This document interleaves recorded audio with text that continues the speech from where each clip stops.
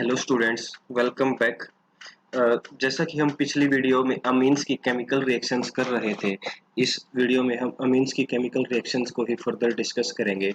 जो next chemical reaction है अमीन की, वो है electrophilic aromatic substitution. Electrophilic aromatic substitution. अब आपको पता है कि जो आपके अमीन ग्रुप होता है वो आपका ऑर्थो पैरा डायरेक्टिंग होता है और स्ट्रॉन्ग एक्टिवेटिंग ग्रुप है, जिसमें आपका जो इनकमिंग आपका इलेक्ट्रोफाइल है वो आपका ऑर्थो और पैरा पोजिशन पे अटैक करता है। तो ये जो डिफरेंट डिफरेंट आपकी जो रिएक्शंस दे रखे हैं, nitration, sulphonation, halogenation, Friedel Crafts alkylation, Friedel Crafts acylation, coupling with diazonium salt, nitration, nitrosation, ये सब डिस्कस करेंगे हम। तो फर्स्ट है नाइट्रेशन। एनिलीन की जब हम रिएक्शन करते हैं HNO3 और H2SO4 के साथ, HNO3 और H2SO4, जैसा कि आप एरीन वाले चैप्टर में हम डिस्कस कर चुके हैं कि आपका नाइट्रेटिंग HNO3 और H2SO4 के मिक्सर से आपका NO2 पॉजिटिव इलेक्ट्रोफाइल जनरेट होता है। लेकिन एनिलीन क्या है, आपका स्ट्रॉन्ग बेस है और ये आपका HNO3 और H2SO4, तो मींस आपका स्ट्रॉन्ग एसिडिक कंडीशन है। तो आपका यहाँ पे बाकी कंपाउंड से अलग होते हैं। यहाँ पे नॉर्मली आपका क्या है, ऑर्थो और पैरा नाइट्रो एनिलीन आना चाहिए था आपके पास प्रोडक्ट, लेकिन इसमें आपके तीनों प्रोडक्ट बनते हैं, para nitro aniline, Meta nitro aniline और ऑर्थो नाइट्रो एनिलीन। जो पैरा नाइट्रो एनिलीन है वो 51% बनता है, आपका मेटा नाइट्रो एनिलीन 47% बनता है और ऑर्थो नाइट्रो एनिलीन सिर्फ 2%। अब क्वेश्चन ये आता है कि ऑर्थो पैरा डायरेक्टिंग है तो आपका मेटा प्रोडक्ट क्यों बना, और वो भी आपका 47%, और जिसमें ऑर्थो आपका सिर्फ 2% बन रहा है। तो मेटा 47 क्यों बन रहा है, उसका रीजन ये है कि आपका जो ये NH2 ग्रुप है बेंजीन का, स्ट्रॉन्ग एसिड्स की कंडीशन में आपका ये अमीन्स का जो NH2 ग्रुप है आपका, यहाँ पे बेस की नाइट्रोजन के पास लोन पेयर्स हैं और ये आपका स्ट्रॉन्ग एसिडिक कंडीशन है, तो ये प्रोटोनेशन हो जाती है। यहाँ पे प्रोटोनेशन होने से पे यहाँ पे NH3 पॉजिटिव आ गया, NH3 और नाइट्रोजन पे पॉजिटिव चार्ज। अभी यहाँ पे नाइट्रोजन पे पॉजिटिव चार्ज है तो नाइट्रोजन आपका नॉर्मली NH2 का क्या होता है, प्लस R इफेक्ट होता है। लेकिन NH3 पॉजिटिव आने से, नाइट्रोजन इलेक्ट्रोनेगेटिव एटम है उस पे पॉजिटिव चार्ज आने थे, वो आने से वो आपका जो ये आपका एनिलीनियम आयन बना है, जो ये आपका -R ग्रुप की तरह एक्ट करेगा। -R ग्रुप की तरह एक्ट करेगा तो जो आपका NO2 पॉजिटिव है इलेक्ट्रोफाइल है, वो कहाँ पे अटैक करेगा, मेटा पोजीशन पे। तो इसलिए आपका इसमें तीनों प्रोडक्ट बने। अब अगर हमें ऑर्थो, लेकिन हमें चाहिए सिर्फ ऑर्थो और पैरा प्रोडक्ट, तो उसके लिए हमें क्या करना पड़ेगा, उसके लिए क्या किया जाता है, सबसे पहले आपका NH2 की ग्रुप की एसिटाइलेशन की जाती है, प्रोटेक्शन की जाती है। क्योंकि आपका यहाँ पे क्या आ रहा था, जब डायरेक्ट आप HNO3 और H2SO4 से रिएक्शन कराते हैं तो आपका स्ट्रॉन्ग एसिडिक कंडीशन के कारण जो NH2 ग्रुप है वो आपका प्रोटोनेटेड हो जाता है, NH3 पॉजिटिव आ जाता है, जिसकी वजह से आपका मेटा प्रोडक्ट बना। उसको रोकने के लिए आप क्या करेंगे, प्रोटेक्शन कर देते हैं by acetic anhydride. Acetic anhydride से जब एनिलीन की सबसे पहले नाइट्रेशन करना चाह रहे हैं हम, तो एनिलीन की आप एसिटिक एनहाइड्राइड से रिएक्शन कराते हैं, जिससे जो आपका यहाँ से हाइड्रोजन NH2 से हाइड्रोजन और आपका यहाँ से ऑक्सीजन आपका बाहर निकल गया और यहाँ पे COCH3 ग्रुप है, जो एसिटाइल ग्रुप है, वो नाइट्रोजन पे लग जाता है, आपका NHCOCH3 आ गया, आपका ये प्रोडक्ट आ गया। अब यहाँ पे ये आपका जो एनिलीन के कंपैरिजन में आपका लेस बेसिक है, आपका ये आपका एसिटाइल जो डेरिवेटिव है आपका एनिलीन का, क्योंकि यहाँ पे नाइट्रोजन के लोन पेयर्स बेंजीन के साथ साथ कार्बोनिल ग्रुप के साथ भी कंजुगेशन में है, तो इसलिए ये प्रोटोनेशन के चांसेस यहाँ पे क्या हो गए हैं, कम हो गए हैं। अब जो ये एसिटिक एनहाइड्राइड के साथ रिएक्शन करके जो डेरिवेटिव आया, जो NHCOCH3 आया, प्रोटेक्शन कर दी हमने NH2 ग्रुप की। इसके बाद हम HNO3 और H2SO4 के साथ रिएक्शन कराते हैं। HNO3 और H2SO4 के साथ रिएक्शन कराई तो अब ये आपका जो एक्टिवेटिंग इफेक्ट था जो एनिलीन का, वो कम हो चुका है। तो अब इसलिए इसमें क्या है, आपका सिर्फ ऑर्थो और पैरा प्रोडक्ट, मेटा नहीं बनेगा, क्योंकि मेटा कब बन रहा था, जब यहाँ पे आपका प्रोटोनेशन हो रही थी, यहाँ पे प्रोटोनेशन नहीं हो पाएगी, तो आपका पैरा और ऑर्थो पोजीशन पे क्या आ गया, नाइट्रो ग्रुप। अब नेक्स्ट काम क्या है, हमें तो चाहिए था ortho nitrophenol, ortho nitroaniline and para nitroaniline, लेकिन ये तो आपका COCH3 ग्रुप है। अब इसको हटाना पड़ेगा। इसको हटाने के लिए क्या करेंगे, H2O के साथ हाइड्रोलिसिस कर देंगे आप बेसिक कंडीशन में। अब बेसिक कंडीशंस में हाइड्रोलिसिस करेंगे तो जो NHCO बॉन्ड है वो क्लीव हो जाएगा और आपका NH ग्रुप किस में कन्वर्ट हो जाएगा, NH2 में। तो नाइट्रेशन करते हैं जो एनिलीन की, जो ट्राई सब्स्टिट्यूटेड जो आपके प्रोडक्ट्स थे ऑर्थो मेटा और पैरा, इसके मिक्सचर को रोकने के लिए आप क्या करते हैं, पहले एसिटाइलेशन। तो एनिलीन्स की जब नाइट्रेशन करते हैं तो पहले एसिटाइलेशन करते हैं, उसके बाद आप नाइट्रेशन करते हैं, और नाइट्रेशन करने के बाद फिर से आप क्या कर देते हैं, बेसिक कंडीशन में हाइड्रोलिसिस, ताकि जो आपका ग्रुप आपने अटैच किया था, आपका एनाइड्राइड ग्रुप अटैच किया था, जो आपका एसिटाइल ग्रुप अटैच किया था, वो बाहर निकाल सके। नेक्स्ट जो आपकी इसमें रिएक्शन है वो है आपका सल्फोनेशन। सल्फोनेशन अगर आपका आपका हॉट H2SO4 के साथ रिएक्शन की जाए, आपका क्योंकि आपका बेस ये आपका क्या है, स्ट्रॉन्ग आपका एसिड है, तो इस कंडीशन में आपका साल्ट की फॉर्म में, इस साल्ट की फॉर्म में एग्जिस्ट करता है SO3H। नॉर्मली क्या लगता है आपको पता है, पैरा पोजीशन पे क्या लगता है, SO3H जब आप सल्फोनेशन करते हैं। क्योंकि ये बेस है तो आपका यहाँ से नेगेटिव यहाँ पे H डोनेट कर देता है, ये साइड आपका H एक्सेप्ट कर लेती है, तो ये इस साल्ट की फॉर्म में एग्जिस्ट करती है आपका। लेकिन अगर आप कोल्ड H2SO4 के साथ रिएक्शन करेंगे तो वो पैरा पे अटैक नहीं करेगा आपका, यहाँ पे डायरेक्ट आपका साल्ट बना लेगा आपका। यहाँ पे जो एनिलीन है, एनिलीन का NH2 ग्रुप है, वो आपका डायरेक्ट सॉल्ट बना लेता है आपका H2SO4 के साथ, तो आपका ये सॉल्ट बन जाता है। और हॉट के H2SO4 लेंगे तो आपकी सल्फोनेशन हो जाती है। नेक्स्ट है हेलोजिनेशन। हेलोजिनेशन करते हैं क्योंकि आपका NH2 group strong activating group है आपका।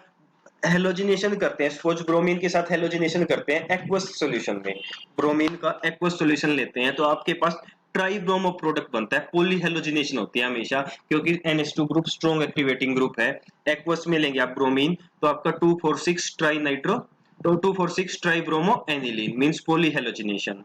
तो इसके लिए आप क्या करते हैं, इसको अवॉइड करने के लिए अगर हम ब्रोमीन लें इन प्रेजेंस ऑफ आयरन, या फिर आपका नॉन पोलर सॉल्वेंट के प्रेजेंस में हमने ब्रोमीन ली, तो आपका क्या बनेगा, ऑर्थो और पैरा आपका प्रोडक्ट बनता है। या फिर अगर आपका ऑर्थो और पैरा आपको नाइट्रो प्रोडक्ट बनाने हैं तो आप इजीली अगर लेबोरेटरी में प्रिपेयर करना है तो आप दूसरे मेथड से कर सकते हैं, आप बेंजीन की ब्रोमिनेशन कर सकते हैं, तो आपका ब्रोमो बेंजीन आ गया, तो ब्रोमो बेंजीन की नाइट्रेशन करेंगे तो आपके पास इजीली ऑर्थो और पैरा प्रोडक्ट आ जाएंगे। तो आपका अगर आप एनिलीन की ब्रोमिनेशन करने के बजाय इस मेथड से आप easily ortho para bromo aniline बना सकते हैं, क्योंकि देखो आपका ब्रोमीन सिलेक्शन की यहाँ पे ब्रोमो एनिलीन ब्रोमो बेंजीन आ गया, फिर नाइट्रेशन की तो पैरा ब्रोमो ये आपका ये आ गया, नाइट्रो कंपाउंड लग गया आपका 1 नाइट्रो 4 ब्रोमो बेंजीन आ गया आपका। इसका रिडक्शन कर देंगे तो NO2 ग्रुप किस में कन्वर्ट हो जाता है, NH2 में। तो आपको ऑर्थो पैरा ब्रोमो एनिलीन बनानी है तो ये मेथड आपका बेस्ट है। सिमिलरली आपका जैसे ऑर्थोटोल्यूडीन है तो इसके पास सेकंड पोजीशन ऑक्यूपाइड है, तो इसका क्लोरीन के साथ करेंगे एक्वस, इसका आपका 4 पे और 6 पे क्लोरीन आया, 2 पे क्यों नहीं आया, क्योंकि 2 सेकंड पोजीशन ऑलरेडी ब्लॉक है। अगर आपका सिंपल एनिलीन होता तो आपका 2,4,6 ट्राई क्लोरो एनिलीन आ जाता। अब ऑर्थोटोल्यूडीन था तो आपका ये आ गया, आपका सिर्फ 4th और 6th पोजीशन पे आपका क्लोरीन लगा। फ्रेडल क्राफ्ट एल्काइलेशन है, जब आपका एनिलीन का आपका जो एनिलीन्स के कोई भी डेरिवेटिव लें, जैसे आपका प्राइमरी एरोमेटिक अमीन लें या सेकेंडरी लें या टर्सरी लें, जैसे आपका सपोज NH2 है, NHR है या NR2 है, तीनों के केस में आप फ्रेडल क्राफ्ट एल्काइलेशन लें तो नो रिएक्शन, कोई रिएक्शन नहीं होती। एक आपने कंफ्यूज नहीं होना एक सिंपल एल्काइलेशन से। देखो एक सिंपल एल्काइलेशन होती है जो आपने एलिफेटिक अमीन्स की भी की थी, आपका जो अमीन्स हैं उनकी आप रिएक्शन करा देते हैं एल्काइल हैलाइड के साथ, तो आपका क्या है, एल्काइलेशन हो जाती है। जैसे आपका एलिफेटिक अमीन्स में पढ़ा था आपने पहले, तो एरोमेटिक में भी सेम, लेकिन ये दोनों रिएक्शन अलग अलग है। ये नीचे वाली फ्रेडल क्राफ्ट रिएक्शन नहीं, आपकी फ्रेडल क्राफ्ट रिएक्शन क्या होती है, जो आपका एल्काइल ग्रुप का आपका ऑर्थो और पैरा पोजीशन पे आ जाना, और रिएक्शन किसकी प्रेजेंस में होती है, लेवाइस एसिड की प्रेजेंस में होती है। लेकिन जो एल्काइलेशन है वो लेवाइस एसिड की प्रेजेंस में नहीं होती। अगर आपका लेवाइस एसिड नहीं दे रखा है, सिंपल आपका एल्काइल हैलाइड है, तो आपका क्या होगा, यहाँ से एनिलीन में जो NH2 ग्रुप है उसका हाइड्रोजन और यहाँ से ब्रोमीन ये बाहर हो जाता है, और NH पे ग्रुप पे क्या लग जाता है आपका एल्काइल ग्रुप NHCH2CH3 और CH3। ये आपका ये सिंपल एल्काइलेशन है। ऊपर वाली थी आपकी फ्रेडल क्राफ्ट एल्काइलेशन। ध्यान रखना है आपने, एनिलीन के केस में ना तो फ्रेडल क्राफ्ट एल्काइलेशन होती है और ना ही फ्रेडल क्राफ्ट एसाइलेशन होती है। ऐसे ही देखो फ्रेडल क्राफ्ट एसाइलेशन है, एसाइल ग्रुप के साथ भी आपका लेवाइस एसिड की प्रेजेंस में आप रिएक्शन कराएंगे तो कोई रिएक्शन नहीं होगी। लेकिन अगर आपका लेवाइस एसिड नहीं है, लेवाइस एसिड नहीं प्रेजेंट है, तो उस टाइम पे सिंपल एसाइलेशन हो जाएगी। Simple acylation means NH2 group है जो आपका, वहां पे आपका वहां से हाइड्रोजन और यहाँ से Cl, HCl बाहर और NH CO CH3 ये ग्रुप आ गया आपका, ये अमाइड बन गया आपका। तो ये आपने ध्यान रखना है, फ्रेडल क्राफ्ट एल्काइलेशन और एसाइलेशन नहीं होती। ये एल्काइलेशन और आपका जो अमाइड्स की जो फॉर्मेशन है ये आपका अलग है आपका, क्योंकि इसमें आपका कोई लेवाइस एसिड के प्रेजेंस में नहीं है। जो रिएक्शन हो रही है वो NH2 ग्रुप से हो रही है, आपका बेंजीन रिंग की वजह से नहीं हो रही है आपका। फ्रेडल क्राफ्ट एल्काइलेशन और एसाइलेशन में तो क्या होता है आपका इलेक्ट्रोफिलिक एरोमेटिक सब्स्टिट्यूशन होता है ऑर्थो और पैरा पोजीशन पे। लेकिन यहाँ पे ये सिंपल आपका क्या है, सिंपल सब्स्टिट्यूशन रिएक्शन है आपका। नाइट्रोसेशन, नाइट्रोसेशन होता है आपका NO ग्रुप, आपका NaNO2 के साथ रिएक्शन कराते हैं तो NO ग्रुप लग जाता है। अब जैसे सपोज आपका सेकंड, ये आपका टर्सरी अमीन है आपका, टर्सरी अमीन की जब आपने NaNO2 के साथ in presence of HCl reaction कराई तो पैरा पोजीशन पे NO ग्रुप लग जाता है।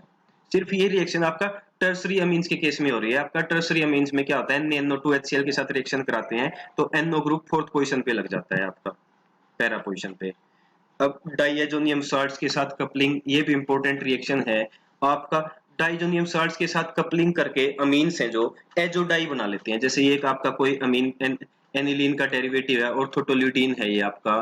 तो आपका अगर इसकी बेंजीन डाइजोनियम साल्ट के साथ रिएक्शन कराएं तो पैरा पोजीशन पे जो NH2 ग्रुप है उसकी पैरा पोजीशन पे एजोडाई बन जाती है, क्योंकि N2 आपका यहाँ से और यहाँ से आपका हाइड्रोजन, जो आपका पैरा पोजीशन थी आपका एनिलीन की, वहां से हाइड्रोजन और जो डाइजोनियम क्लोराइड का जो क्लोराइड आयन था वो आपका बाहर निकल जाते हैं और यहाँ पे N डबल बॉन्ड N ये लिंकेज हो जाती है, एजो लिंकेज हो जाती है, एजो डाई बन जाती है, कपलिंग ऑफ डाइजोनियम सॉल्ट।